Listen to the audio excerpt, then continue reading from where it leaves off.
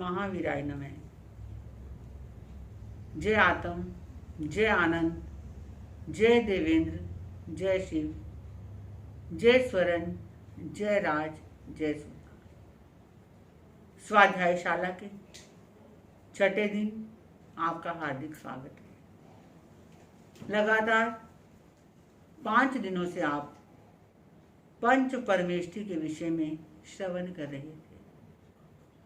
मेरा ये प्रयास रहा कि मैं आपको अरिहंत के विषय में, सिद्ध के विषय में, आचार्य, उपाध्याय और साधु के विषय में अधिक से अधिक बताने का प्रयास करूं, क्योंकि ये जो 5 पद हैं ये विशेष महत्वपूर्ण पद हैं। इन 5 पदों में पहले जो 2 पद अरिहंत और सिद्ध हैं वो देव स्वरूप यानी परमात्म स्वरूप हैं, और पीछे के 3 पद आचार्य, उपाध्याय और साधु, ये 3 पद गुरु पद के ऊपर प्रतिष्ठित हैं। जो अरिहंत हैं वो साकार परमात्मा के रूप हैं, और ऐसे साकार परमात्मा जो आज भी महाविदेश क्षेत्र के अंदर विचरण कर रहे हैं। ये ठीक है कि सब सर्पणी काल का भरत क्षेत्र के अंदर पंचम मारा चल रहा है, और इस समय कोई भी जीव अरिहंत दशा को नहीं पा सकता, अरिहंत बनकर सिद्ध गति को नहीं जा सकता। इस सर्पणी काल के अंतिम जो अरिहंत हुए, अंतिम केवली और अंतिम सिद्ध गति जाने वाले जीव इस सर्पणी काल के जम्बू स्वामी हुए। लेकिन महाविदेश क्षेत्र के अंदर आज भी चौथा आरावरत रहा है, और आज भी वहाँ साकार परमात्मा अरिहंत भगवान विचरण कर रहे हैं। ऐसे अरिहंत के 12 गुण हैं, और इनका जो वर्ण यानी इनका रंग सफेद माना गया है। दूसरे पद के ऊपर जो सिद्ध हैं वो निराकार परमात्मा के रूप के अंदर हैं, क्योंकि उनका आकार नहीं, उनका शरीर नहीं, वो आत्म स्वरूप के अंदर विद्यमान हैं। तो ऐसे सिद्ध भगवान निराकार परमात्मा के रूप के अंदर हैं। इनके 8 गुण हैं और इनका वर्ण लाल माना गया है। तीसरे पद के ऊपर आर्यानम यानी हमारे आचार्य, जो हमें आचार की शिक्षा देते हैं, खुद भी आचार का पालन करते हैं और हमें भी प्रेरणा प्रदान करते हैं। ऐसे आचार्य भगवान जिनके 36 गुण हैं और जिनका वर्ण पीला माना गया है। चौथे पद के ऊपर नमो उवच्छायानम यानी उपाध्याय प्रवरों को इस पद के अंदर वंदन किया गया है। उपाध्याय जिनके 25 गुण हैं और जिनका वर्ण हरा माना गया है। 5वें पद के ऊपर लोक के जितने भी साधु हैं उन्हें नमन है। साधु यानी जो 27 गुणों का धारक है और जिनका वर्ण काला या नीला माना गया है। तो ऐसे 5 पदों के विषय में आपने समझा, और जितना मुझे गुरु कृपा से समझ आया मैंने आपको समझाने का प्रयास किया। अब इससे आगे चलते हैं, क्योंकि आगे की जो 4 लाइन्स हैं वो इन 5 पदों के महात्म्य, 5 पदों की इम्पोर्टेंस को बताने वाली है। आगे क्या कहा गया है कि ऐसो पंच नमोकारो सब पाव प्रणासनो मंगला नंच सव्यसिंह परमम हवै मंगलम। क्या कहा कि ऐसो पंच नमोकारो सब पाव प्रणासनो, कि ये 5 प्रकार का किया हुआ नमस्कार सब प्रकार के पापों का नाश कर देता है। क्या कहा कि इस प्रकार 5 पदों को किया हुआ नमस्कार सब प्रकार के पापों का क्षय कर देता है, नाश कर देता है। तो हम देखें कि पाप किसे कहते हैं। अरे जो बांधना बड़ा सुलभ होता है लेकिन भोगना बड़ा कठिन होता है। अरे ये जो पाप है ये प्राणी को दुख देता है, ये जो पाप है ये नरक आदि गतियों में रुलाता है। इसलिए इस पाप से हमें बचना है, क्योंकि जो पाप है वो 18 प्रकार का कहा गया है। प्राणातिपात, मनीषावाद, अदत्तादान, अब्रह्म का सेवन करना, परिग्रह, क्रोध मान माया लोभ, राग द्वेष कलह, अव्याख्यान पे शून्य, पर परिवाद, रति अरति, माया मोसा, मिथ्या दर्शन शल्य।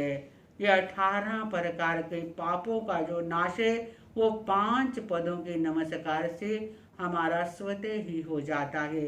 आगे कहा कि ऐसो पंच नमोकारो सब पापनाशनो, मंगला नंच सव्यसी परमम हवै मंगलम, कि सभी मंगलों के अंदर ये सबसे उत्कृष्ट मंगल है।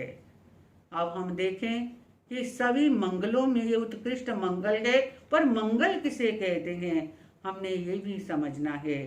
तो मंगल जो शब्द है वो 2 अक्षरों से मिलकर बना है, म और गल। म कहते हैं अहंकार को और गल कहते हैं जो समाप्त करता है। तो जो हमारे अहंकार को गला देता है, जो हमारे अहंकार को समाप्त कर देता है, वो मंगल होता है। क्योंकि बंधुओं, आप नवकार मंत्र पढ़ते हैं तो पहला ही शब्द क्या है? नमो। ये क्या है?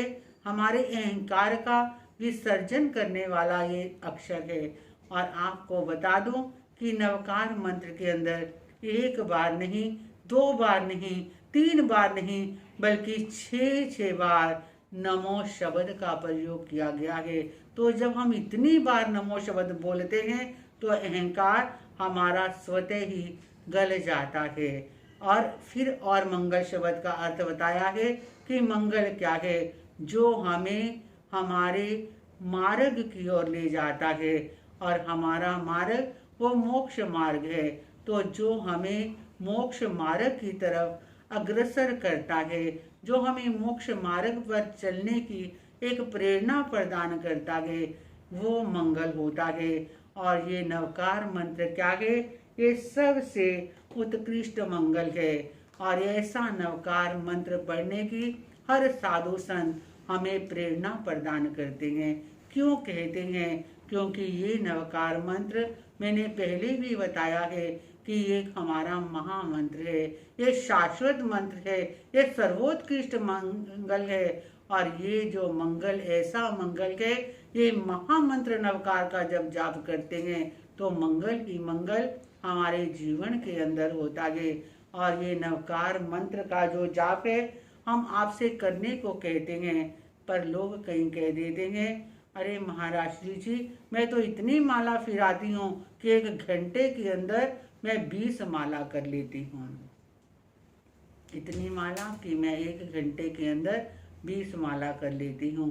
पर मैं आपसे कहना चाहती हूँ कि अरे 20 माला करो या ना करो, चाहे 1 माला करो, पर कैसे करो?